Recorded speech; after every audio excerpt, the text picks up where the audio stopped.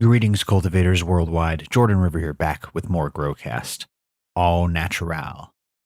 Today we have OKCalyxx on the line. He's here to talk about natural farming and his upcoming breeding projects.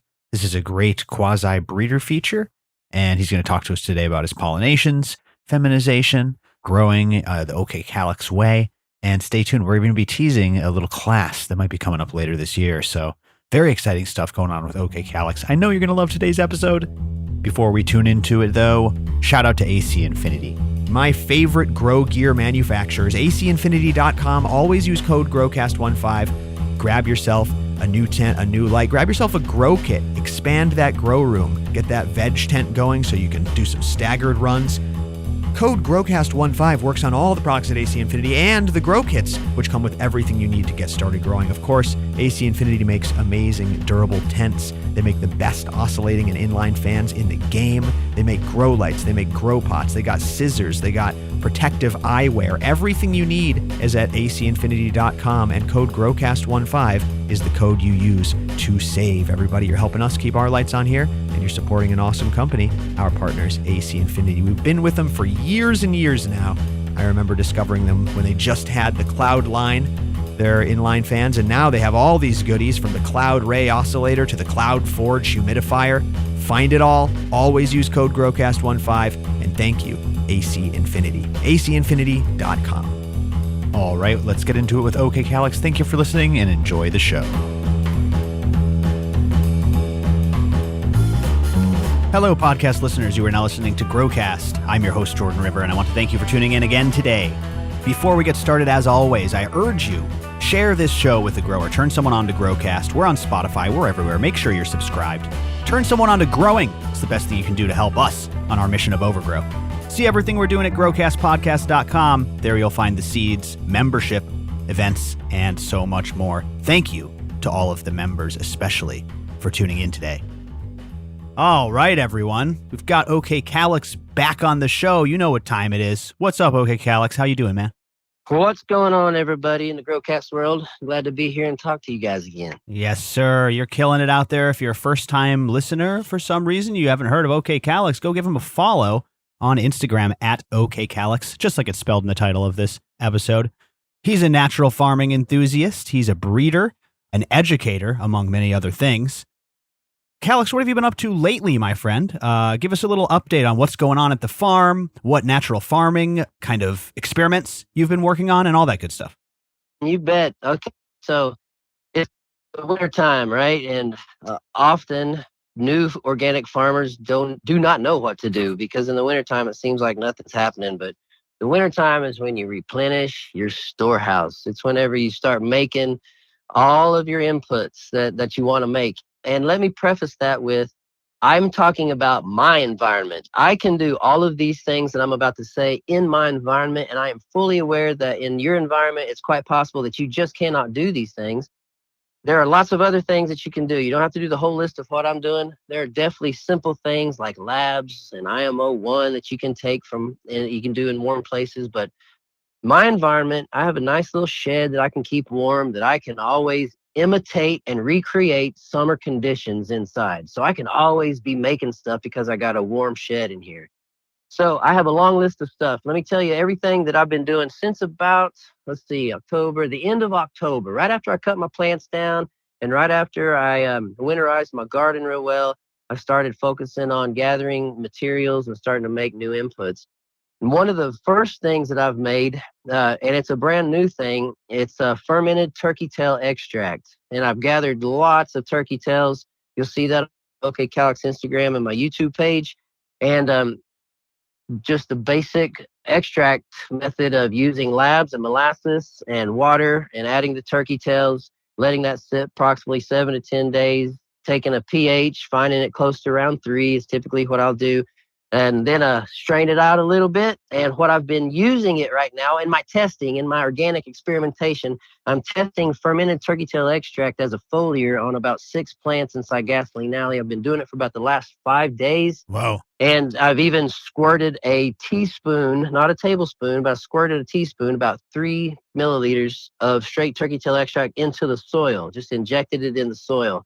and just been messing around, man. I don't care if these plants make it or not. These are my testers. There's some extras, and I'm just kind of letting them do their thing. I'll probably chop them down before I switch to flower here in Gasoline Alley. But thus far, man, they look beautiful. Wow. Now, the reason I tried this turkey tail extract, number one, is because I had so many turkey tails. I'm like, I got to do something else besides grind them up, take spore prints, and things like that. I use labs in my IPM regimen. I use labs, OHN, and EM5. I wanted to kind of change the lab side up, and instead of labs, I've now implemented the fermented turkey tail extract, which was made with labs, but it's just going to have, I feel, a more of a beneficial effect on my plants. That is a theory and a hypothesis only, have zero scientific proof of anything. I'm a methodology guy. I like to practice the method to see how the end result comes out. I feel like you learn a lot more that way. I'm not a mathematical guy whatsoever. So I like methods. I like to try things out and see how they work. And I'm going to start implementing the fermented turkey tail with my OHN and EM5 as a regular IPM that I use for as a plant maintenance, really. And thus far, in Gasoline Alley, my plants look fantastic. I've used no typical IPM like a Regalia or a Venerate or something like that. I've only used natural products that I've made, and zero issues so far. But let me go through this list of things that I've made so that you can kind of compare. Maybe the listener can compare where they are. You know, maybe you're a brand new organic guy, you've made a few ferments, and maybe you're about a third year organic guy, and you've got into those ferments and you've got into the IMO 1 through 5s, and you got to start to make some things. I've been doing it for a while, and I seem to do a lot more than most people just because of my personality type's not a braggart thing. I have more time than most people do. Well, you don't sleep. You get a lot of extra hours in your day when you don't That's sleep. right. I know you personally enough to know that you do not sleep. That's but right. Hey, dude. you seem to operate okay. You don't look like I would look if I slept like that. So you've been right. hard It's at been work, 48 man. years. It's been like this my whole life, and once you get old enough, you want to start doing something that really has meaning and contributes value to those in your circle of influence. And it's like I've hit that point where I'm like, man, I just want to do stuff that's really good. I want to hone in on things and do. I can't do everything great, but I can do a lot of things great. And my environment, whatever it's needed, that's what I want to become great at. And so these are the things that I really try to be awesome at. Number one, that fermented turkey tail. I've made 4 gallons of fermented turkey tail extract. I've made 5 gallons of OHN, 3 gallons of EM5, 15 gallons of sunflower plant extract. Those were sunflowers from the summer. 15 gallons of cannabis fermented plant extract. 10 gallons of hash water labs. Now, hash water labs is where I take when we washed a bunch of my summer cannabis and other people's cannabis, we had one batch that was called root beer from Seattle Chronic Seeds, I believe. And we washed it, and that hash water was the purplest water I have ever seen. And I was like, okay, guys, I got to do something with this. And I decided to try making labs with hash water. And the hash water labs that I have, it is a purpley pink look. And I just put a video up on Instagram, and you'll see it. It's purple. It's beautiful labs that is a different color.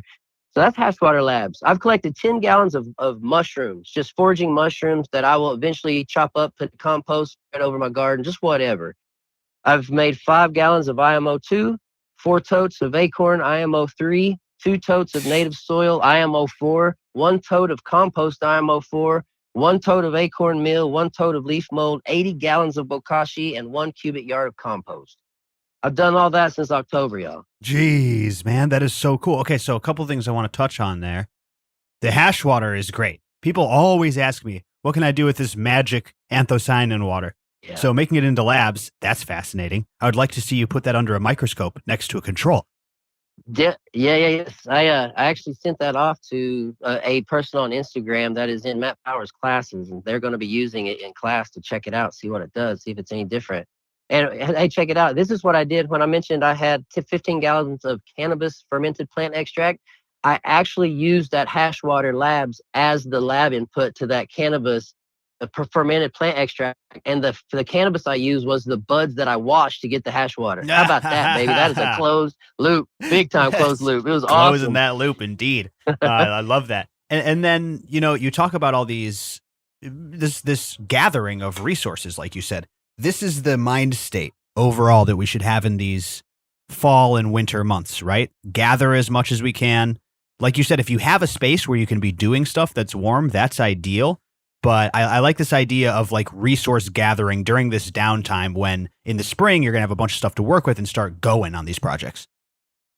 Now is a good time to gather. Now, again, in my environment, in Oklahoma, it's a great time to gather woods and broken up bark and tip over stumps and grab the sponge wood. Number one is because the snakes are gone. The snakes are not going to be there. And in Oklahoma, you're going to have copperheads laying on and in bark. I mean, it's a perfect place for rodents, and they're everywhere out here. And then number two, the seed ticks and the ticks aren't going to get all over you. You know, the wintertime, the grass falls down, the leaves fall down, and you can see through the forest, if you will. Like there's one video I posted on Instagram that has a log that's covered in mushrooms. I could see that log probably 50 yards away, and I could see the white dots all the way up this fallen tree. And dude, there were probably 700 to 1,000 mushrooms all over on this log of different varieties also.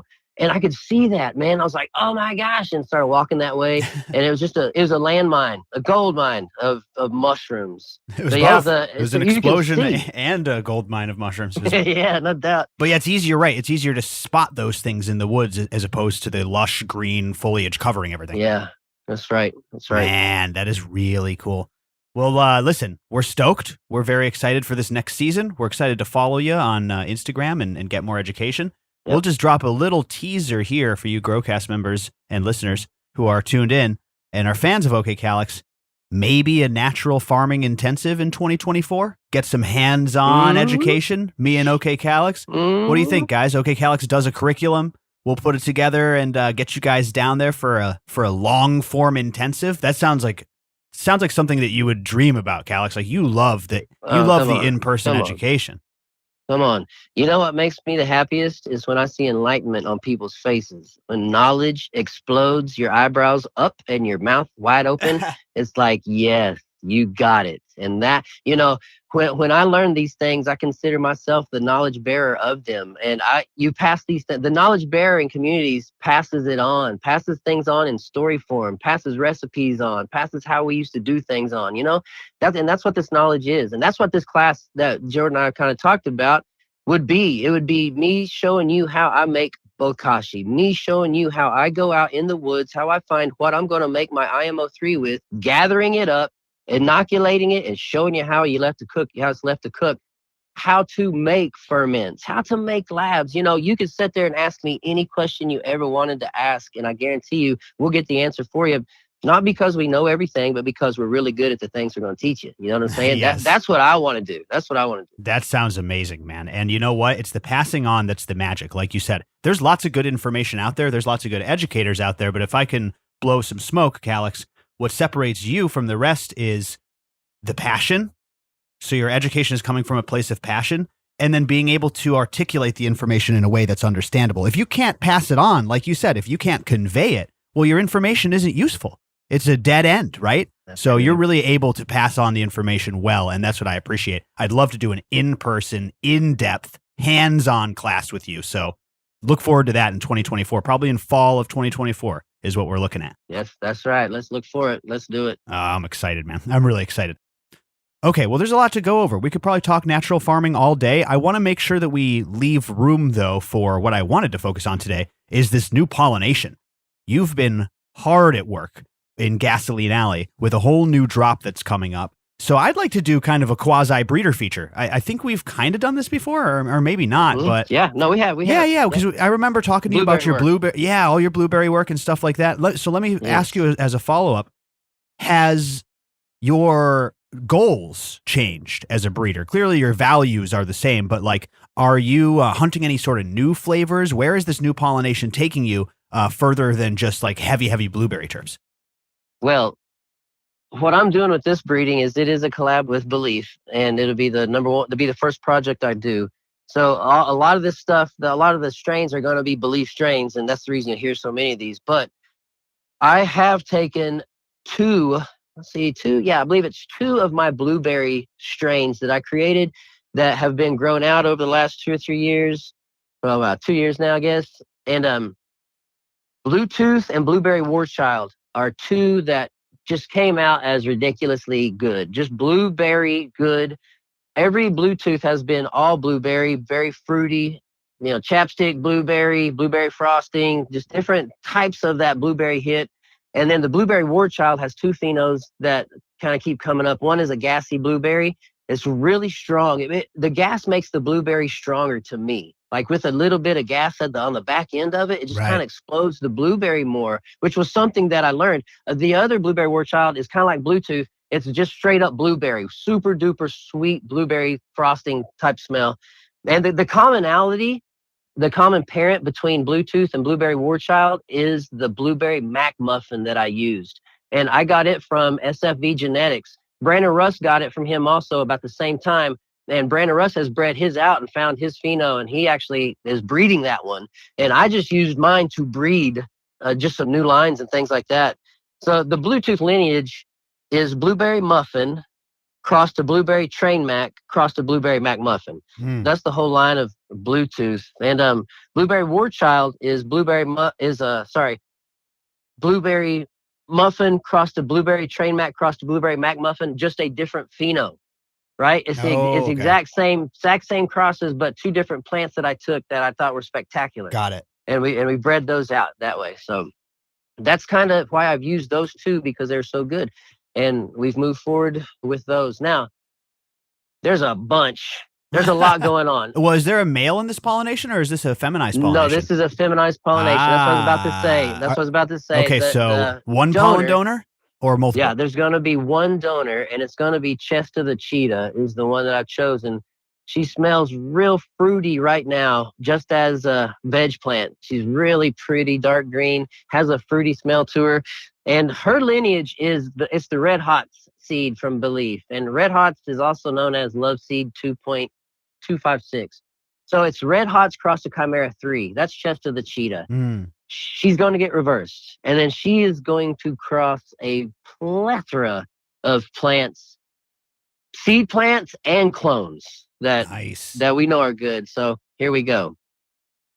I'm going to list you all of my gear that we're crossing, and then all of Belief's gear that we're crossing. So my first one will be my Blueberry Chimera, and that's Chimera 2 crossed to my Bluetooth. I did that last year, I believe. Grown a few out. Of course, they're aggressive growers, and they have a great fruity smell thus far. A couple of them had a little gas smell in there with that Bluetoothy smell, but Blueberry Chimera, that's going to be one. A second one is Blueberry Truffle. This is the Truffle Queen this is Truffle Queen crossed to my Bluetooth. The Truffle Queen that I used is the Truffle Queen that I grew outside this last summer that got zero bud rot. Every other plant got at least a little bit of bud rot. The Truffle Queen got zero bud rot. That is and I've still got it in Gasoline Alley. I have two clones of it in Gasoline Alley from the same plant this summer. Kid Mac has some.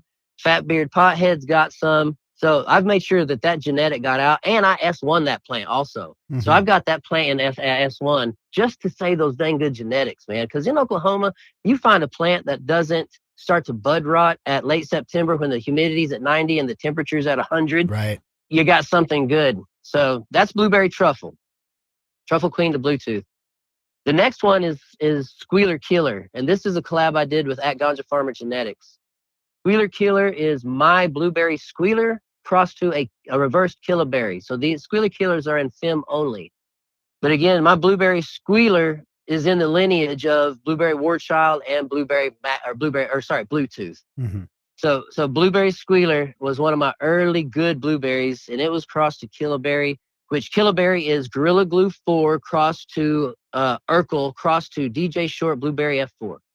That's what Killaberry is. And Killer Squealer, the collab with Ganja Farmer, these plants are phenomenal. They're beautiful, big plants, and the bottom lateral branching just grows up out of the canopy quickly. They're so aggressive. I love them. And they're always super, super fruity. Everybody's growing Squealer Killers. They constantly come back. This is so fruity. It's fantastic.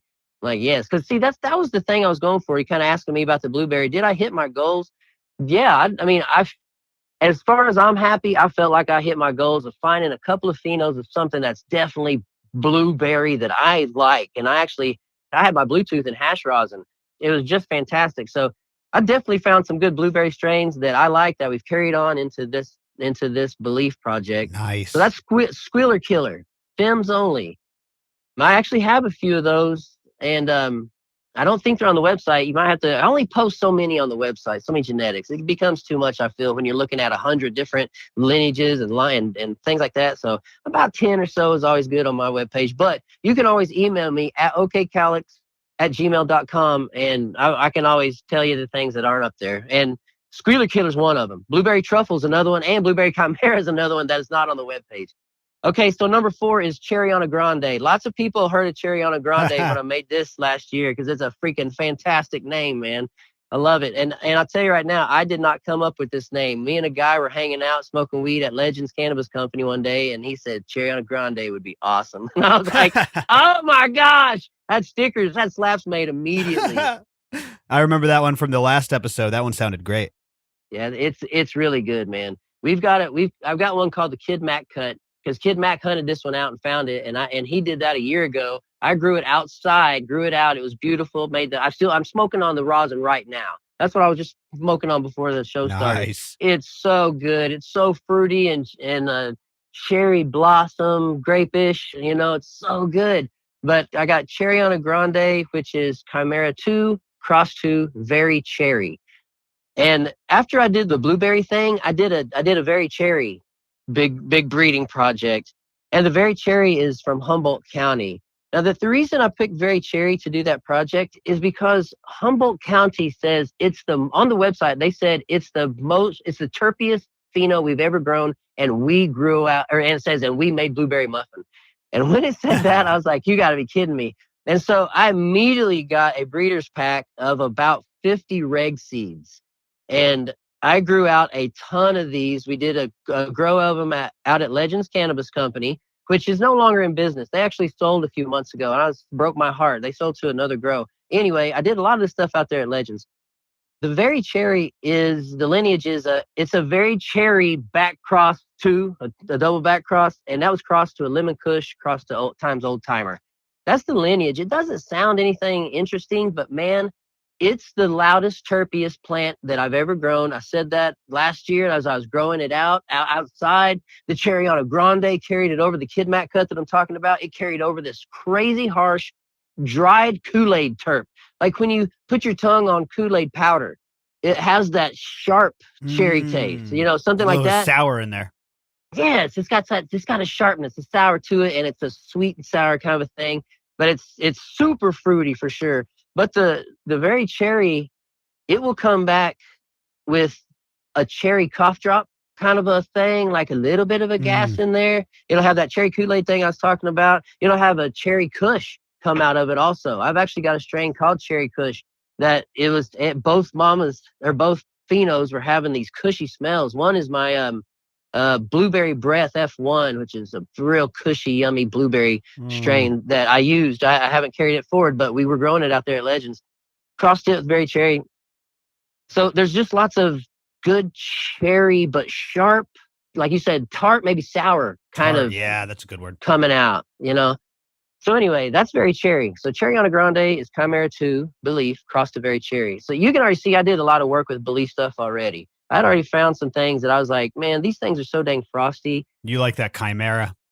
Yeah, it was unbelievably frosty. Now really the buds are not huge. They're not big buds at all. I like their shape though. Their buds are like, I was about to say, yeah. They're beautiful looking buds, and they're super frosty. The fan leaves are frosty. The fan leaf stems are frosty. The meristem itself will be frosty. It's like, golly, it's unbelievable. And the Cherryana Grande is freaking frosty and terpy. The Kid Mac Cut it's delicious. So moving on, Cherryana Grande, that was 4. Number 5 is Blazed Cherries. This is another very cherry cross I did with Dante's Inferno crossed to Very Cherry. I have pictures of Dante's Inferno. I think maybe on OKCalyxx Genetics, but the girl is super duper frosty, just like most of these Dante's Infernos you see, just gorgeous, kind of a purpley with a purple plant or a purple flower with a light white hue to it because of all of the trichomes that are all over it. But I crossed that one to Very Cherry. That's Blazed Cherries. And I actually, dude, I think I have a male Blazed Cherries in there right now. I think I spotted one because I popped it. These are reg seeds that I did on the Very Cherry thing.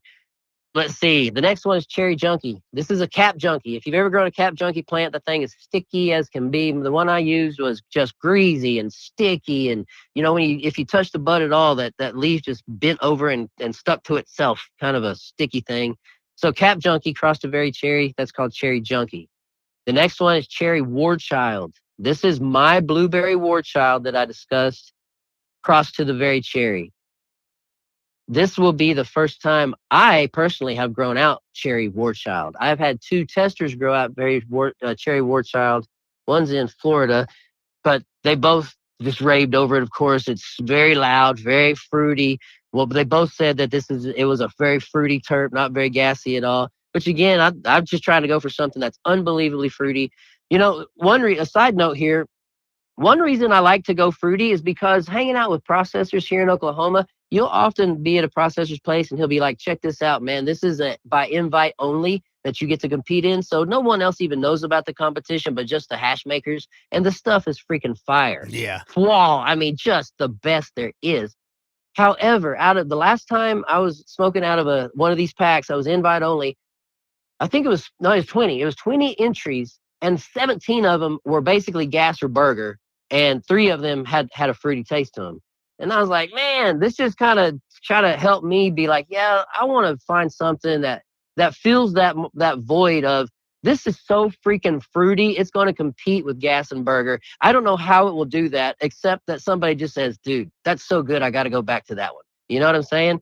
That's what I'm hoping for with some of these loud, super fruity terps. Because I love fruit. I like fruity gum. I like fruity drinks. When I used to drink alcohol, I like fruity beer. Blue Moon with orange in it. I don't drink no more, though. I'm on the wagon. I think you like cherries and blueberries. Something tells me that I'm not sure what it is, but it looks like... No, it's funny that you say that, though, because the cherry note specifically, it can really go a lot of different directions. We got a good cherry note in a coffee. It was a Colombian coffee that came in, and it had this nice cherry note, but when I was first smelling it, there's the sweet cherry side, and then there's, like you said, the tart cherry side, almost bordering to like funky rotten cherry side. When I first got this cherry coffee, I was like, it's almost got that like doo-doo butt funk to it. And I asked the lady who imported it, I was like, what is it that's different about this coffee? Because it was the same cultivar, it was just a different year. Coffee will change just year to year.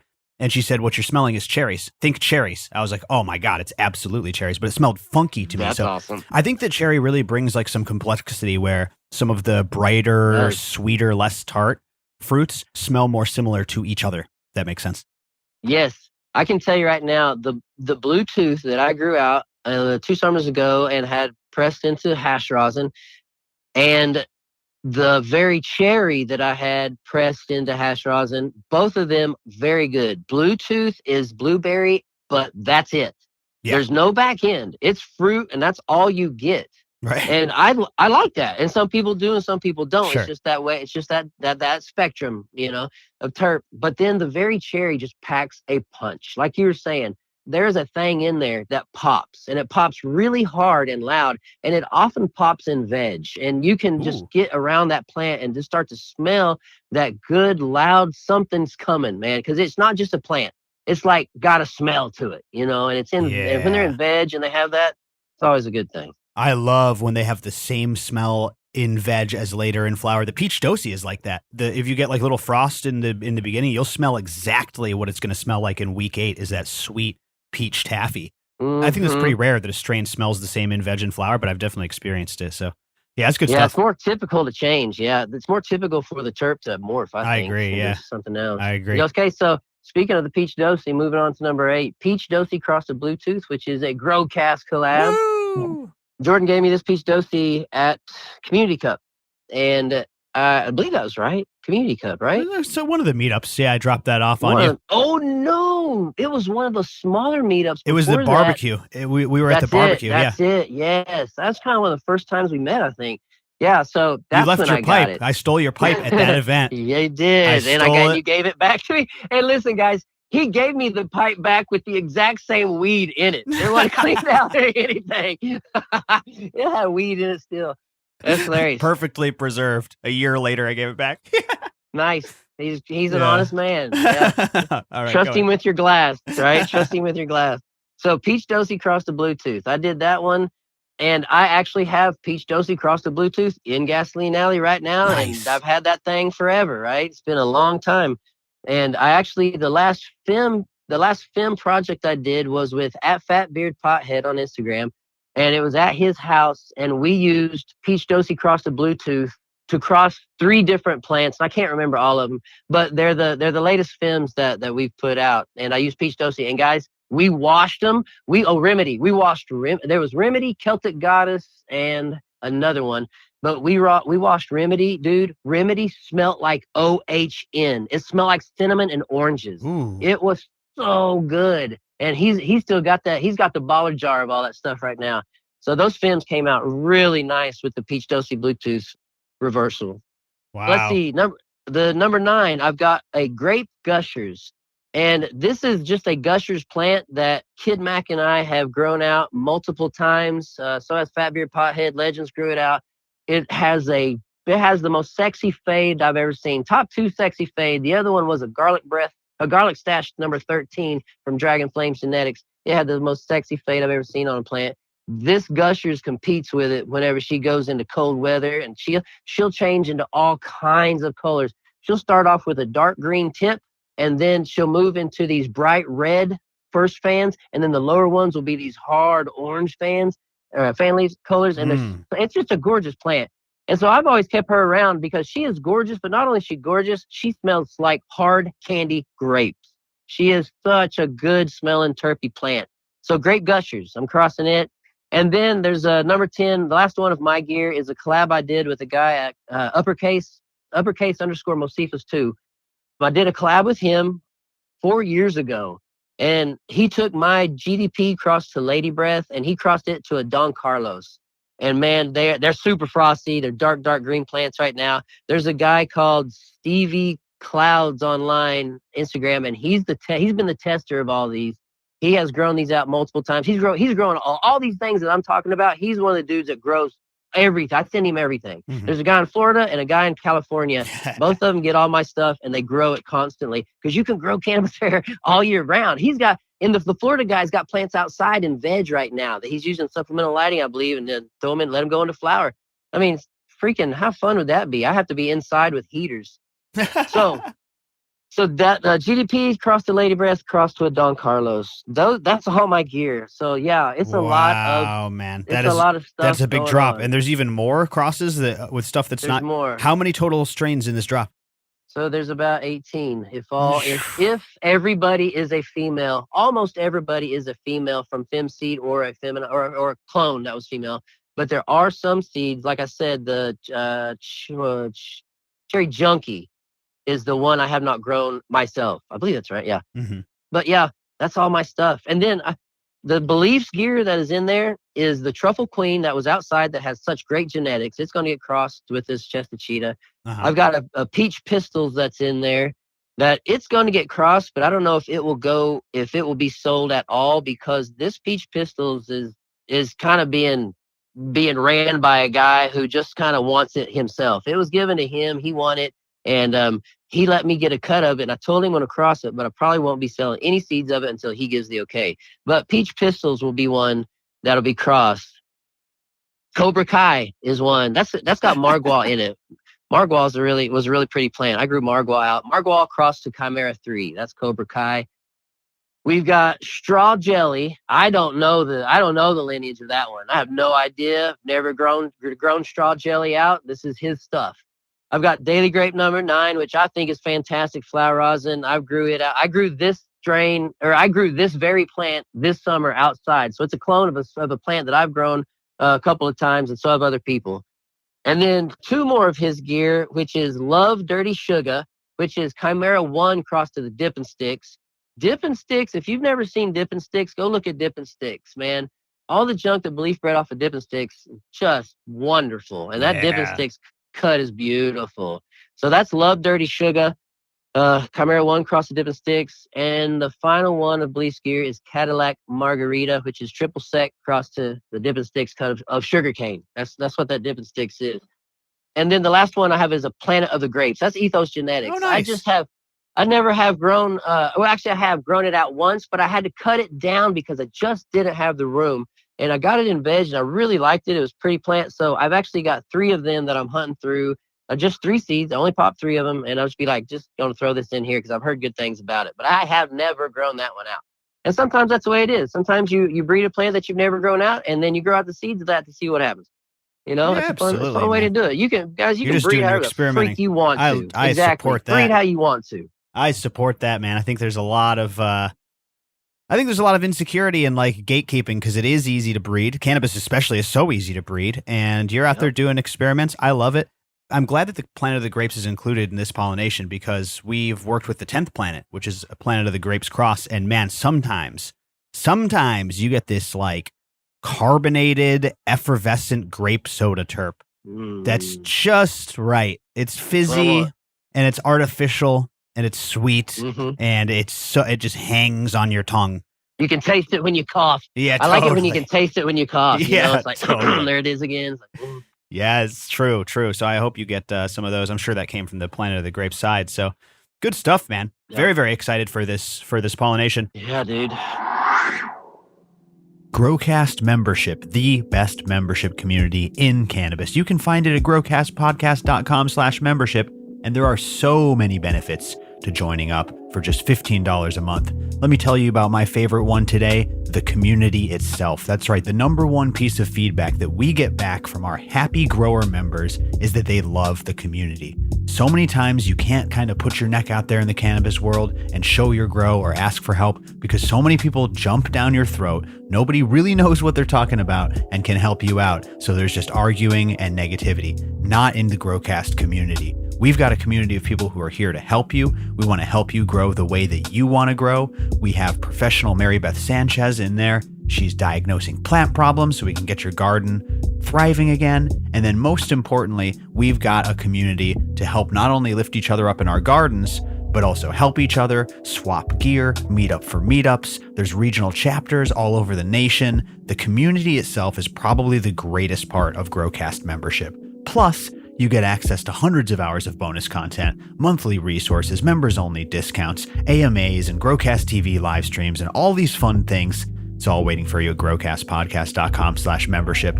It's the best way to grow, makes growing fun again, makes it easy. You'll never have a problem in your garden again, and you'll be able to meet so many like-minded growers. It is a wonderful community, and I know you're going to love it. It's all at growcastpodcast.com/membership. I hope to see you there, everybody. Come on in. We would love to see you in GrowCast membership.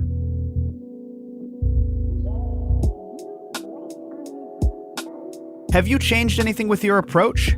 You use colloidal silver, right? You don't use silver thiosulfate. You're doing it, I don't want to say old school, but older school. It's kind of older school. Yeah. So actually, Jordan, today in the mail, I just got me a bottle of thiosulfate. Ah, yes, the STS. I'm gonna have to mix it. I've never actually had to mix this stuff before, but this is one that I'll have to actually mix. So this run, I am going to do a little bit different. I don't think it's a big step out of. It's not really a big step out, but I'm going to use colloidal silver and a little bit of thiosulfate and just kind of mix it together. I'm still going to spray 1 week before I flip to flower, and then I'll spray, like I said, probably 10 days into flower. Because that's how I was taught by a freaking great grower named I don't want to say his name, but on Instagram at Ganja Farmer Genetics and at Ganja Farmer. He taught me how to do reversals. He and I did some of the earliest collabs that we've done. That Squealer Killer that I talked about, Squealer Killer, that was his collab I did with him. It turned out so good. I was like, we got to keep it going. He's making F3s of a plant right now that is just ridiculous, guys. It's so good, but you got to go follow at Ganja Farmer Genetics. He is a person who says nothing at all. He just plants and grows. He's an organic guy. He does all his stuff. He actually helped me learn how to make OHN a couple years ago too, in a different way that I felt like, oh yeah, that's good. And I've learned a lot from him, man. And I want to give him that credit. But he kind of helped me learn a system, right? Just learn a method that works.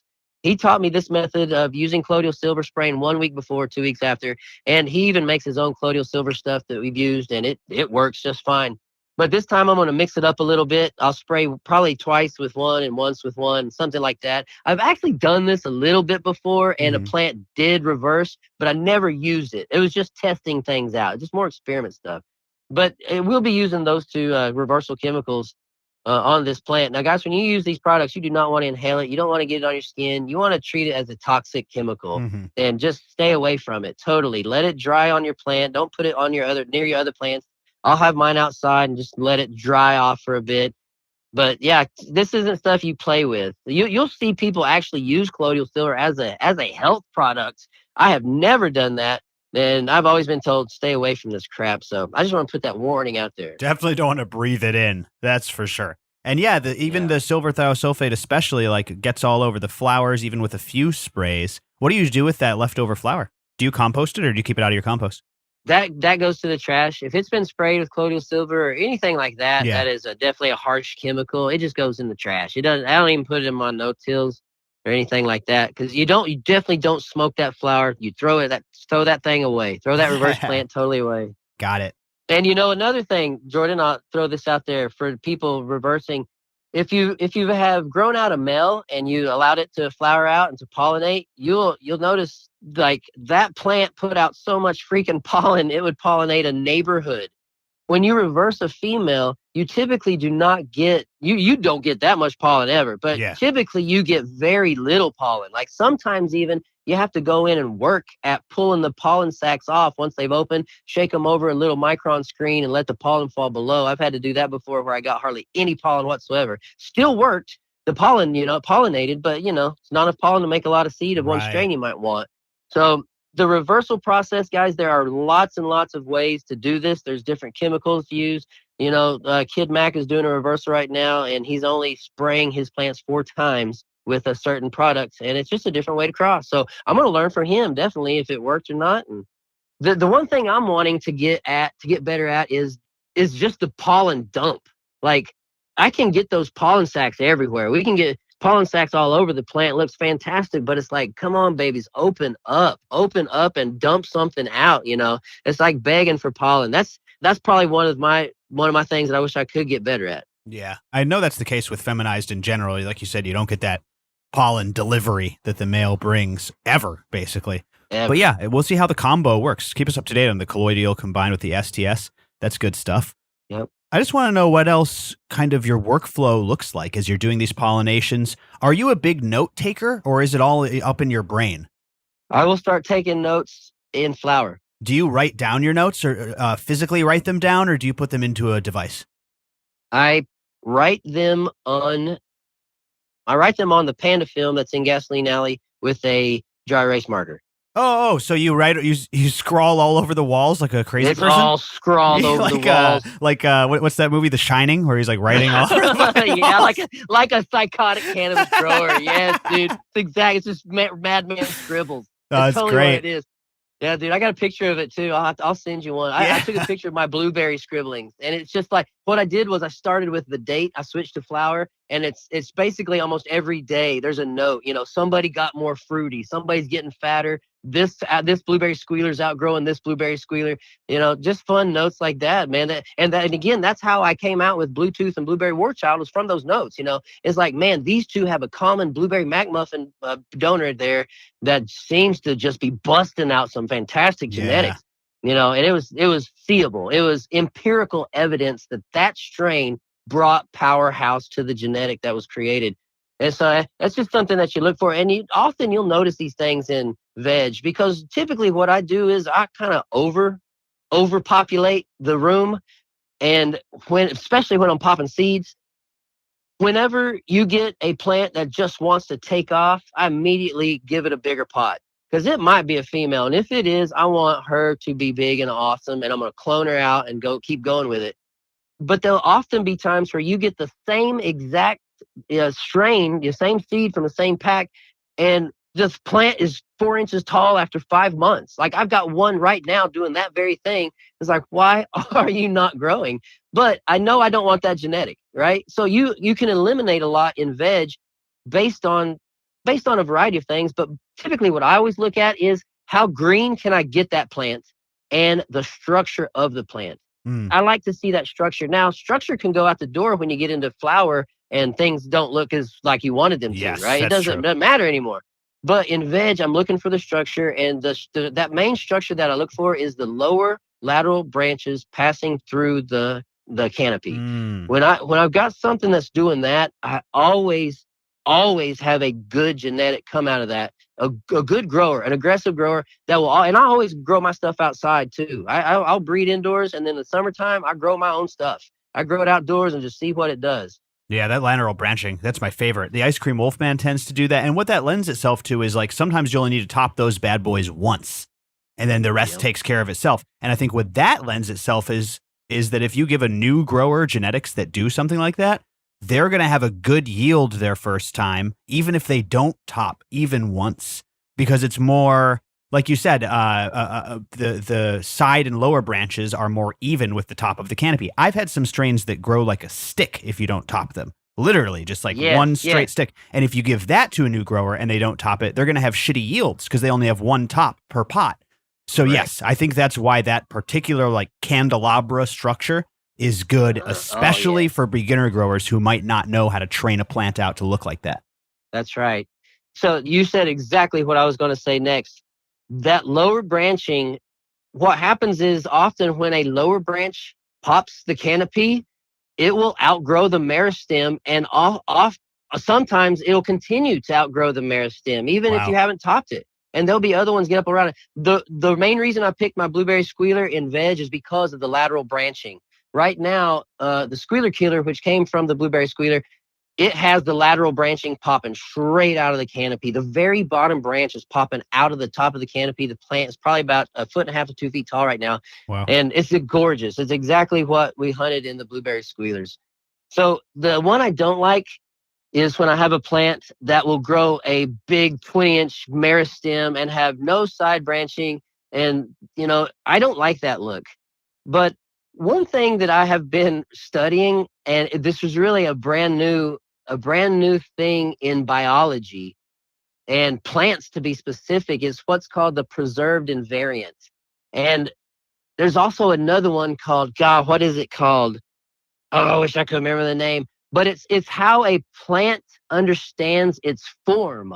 God, I can't remember the name. But what is so cool about this is like when a plant goes into a windy condition and it sways, or a branch is broken, or it's bent over, there's a natural memory, if you will, for that plant to go back to the structure it actually wants to be in. And there's a name for that, and I can't remember the name. Prio something. And these things that you look for, these preserved invariants, it just means a thing that won't change throughout the breeding. Like it always is there. It always comes back. And those are fun things to begin to look for. And like I said, I'm seeing those from the blueberry squealer into the squealer killer, the lower branching, it's popping out. But those are those things that are passed on that are fun to see in the lineages of things that you have bred before, as you well know. Yeah, that's good stuff, man. I'm excited to see what comes out of this pollination. You got to keep us up. I'm a huge fan of the Chimera personally. Farmer John does a really great job with that Chimera. Great friend of the show. Should be coming on soon. Shout out Farmer John. Yeah.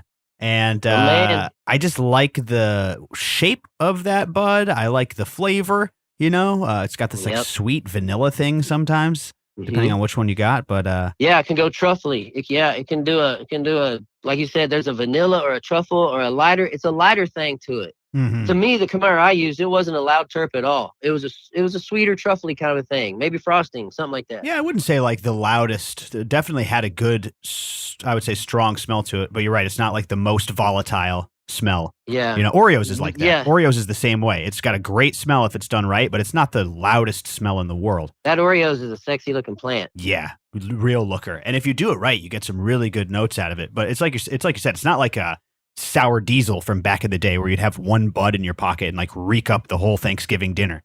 You know what I mean? Like that stuff was volatile. Some of those strains back in the day, I feel like were especially volatile.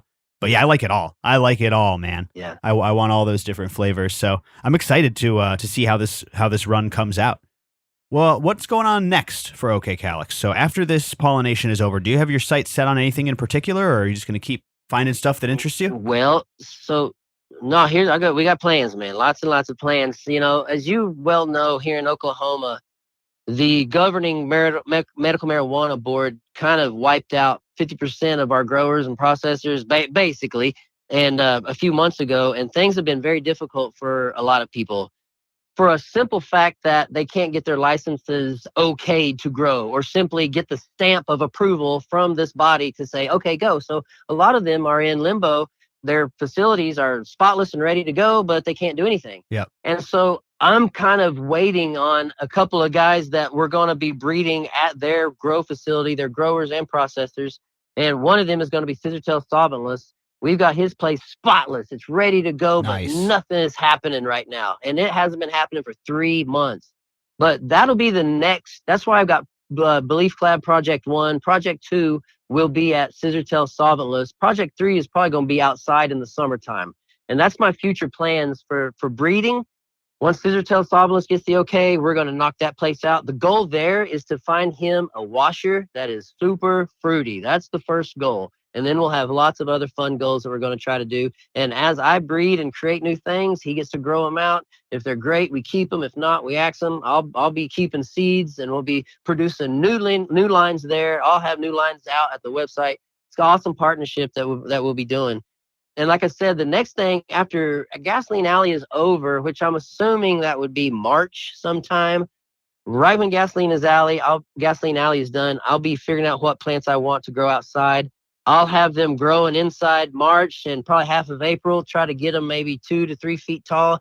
Then I'll move them outside late April. I'll have supplemental lighting on them all the way till probably the end of July. And I'm going to plant. I've told a couple people, something in me right now is wanting to grow the biggest, freaking tallest, fattest plant that I can. Because last year, my no-till spot put out massive plants, Jordan.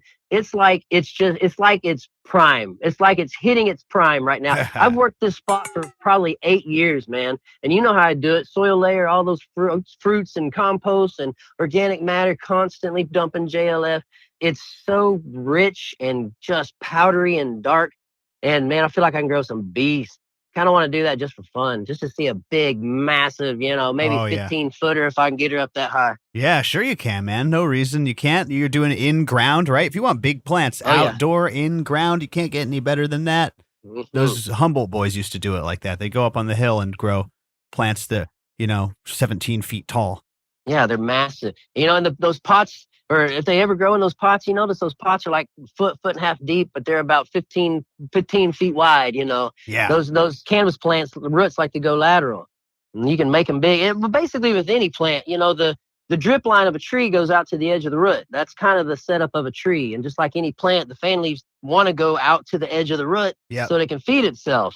And once you bind the roots up, that plant says, well, hold on, we don't need to go too far. The roots are only right here, so bigger pot, bigger plant. That's exactly right. Mary Beth enlightened us to another reason why the leaves always keep up with the roots: to shade the ground. Oh. Boom, mind blown. To shade the ground to help the root growth. Keeps the moisture there, keeps temperatures adjusted. Nice. Listen, man, you've been killing it. We appreciate you. OKCalyxx on Instagram if you want a ton more education. We also have some great Growcast TVs for the members in our Patreon library. You did great on Growcast TV several times, man. So I want to thank you for that. I love it. And where can people find more of you? The website is the best place? Well, let me tell you this before I tell you that. I want everybody to know I watched Jordan too. I watched him with Kid Mac on Patreon on Wednesday and just was fantastic listening to Malachi Kevin and seeing Jordan out there in Hawaii. I want to be out there so dang freaking bad. Oh my gosh, what a wonderful place. So yeah. I watch Growcast too, man. I benefit from you guys also. You rock. But you can find me at OKCalyxx and at OKCalyxx Genetics on Instagram. My email is okcalyx@gmail.com. Got a website now that Kid Mac did all himself. Shout out to my man Kid Mac. He's a beast of a guy. He just freaking can get things done. He set up the website for me. It is OKCalyxx.com. Everything is OKCalyxx. It's simple. I try to keep it all the same. My business is OKCalyxx Organics. You can check the website out for some genetics. And on the website, you'll find IMO 2 through 5, EM5, OHN, Bokashis. At the beginning of the year, I'll be putting up some bundle sales like IPM bundles where I use my OHN, EM5, and turkey tail fermented plant extracts. I'll have IMO 3 bundles which would be like probably 5 pounds of IMO, Acorn IMO3, and probably like a jar of OHN, some genetics. I always throw goodie bags, y'all. If any of y'all got my stuff, you know that I threw extras in because that's what makes it fun, man. I got slaps, all kinds of slaps that are my slaps and other people's slaps. I put Farmer John slaps in there. Yeah. Shout out to that man. He gave me a bunch of them. I always put his slaps in there. But candies, extra genetics, because when you make seeds, guys, man, when you breed, if you do it right, you have one plant that comes up to about your belly button, navel area. You could get 500 to 1,000 seeds off a good plant, guys. Like I said, don't you worry about what anybody else says and start breeding and get you some seeds and be proud of them. Pop them, grow them out, see what they do. That's the fun of this entire process. I did not get into this to be any kind of big name anybody. I got in it because I wanted to do it. I wanted to get into breeding. I wanted to know everything about it. I had no plans of selling any of it. I wanted to learn and do it. And I'm still learning and I'm still trying to do this stuff. So again, I encourage people, give it a try. You can do it. But check out the webpage. We've also got a GrowCast discount code going up for you guys. That's Jordan, right. you want to tell them about that one? Code GrowCast, 10% off your purchase. Get your microbes, get your whatever you need. It's at OKCalyxx now. That's OKCalyxx. XX, and it's two X's because my first page was one X and it got deleted a couple years ago, so it's two X's at the end, and that's why now you know. Code GrowCast, and then members getting 20% off. That's right. So thank you to OKCalyxx. Thank you for the collab. Yeah. Thank you for everything, my brother, and Godspeed. Keep doing what you're doing and keep us up to date on this awesome pollination. I'm going to keep you up to date, and I'm also send you a video of the land that I am proposing that we do that class at. And you guys, if you're members, he'll be able to show you. I go slow. It's one video. I go slowly, and then I speed it up so you don't have to wait, and I go to the next spot and show you stuff. But it's the land that we potentially could be walking in, gathering mushrooms, gathering materials, and I'm going to show you how I make stuff that costs me nothing but hard work. That is exactly what we're going to do, guys. Stay tuned this fall. That'll be dropping some details soon. One more time, thank you, OKCalyxx. I appreciate you, buddy. Thank you, brother. I appreciate you too. Bye, guys. All right, everyone. We'll see you next time. This is Jordan River and OKCalyxx signing off. Be safe out there and grow smarter. That's our show. Thank you so much to OKCalyxx, and thank you to you, dear listener. Make sure to check out everything we have going at growcastpodcast.com. There you'll find the membership, the seeds, upcoming events, all sorts of fun stuff. We got the Cultivators Cup coming up. That's April 13th. That's right. This is an event that's selling out really quickly, so go ahead and email contact@growcastpodcast.com if you're interested in entering the Cultivators Cup. That is in Rockford, Illinois, April 13th. I will be there from 4 p.m. to 10 p.m. And like I said, tickets are going fast. We're just processing people one by one, and it's filling up really quickly with the members and everybody. So email contact@growcastpodcast.com. We'll get you taken care of. And I hope to see you there, everybody. Very excited about the 2024 Cultivators Cup in Rockford, Illinois.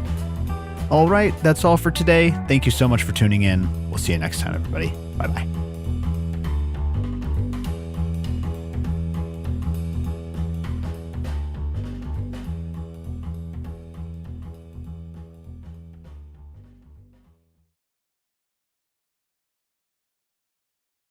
And I could see that, man. I was like, oh my gosh, and started walking that way.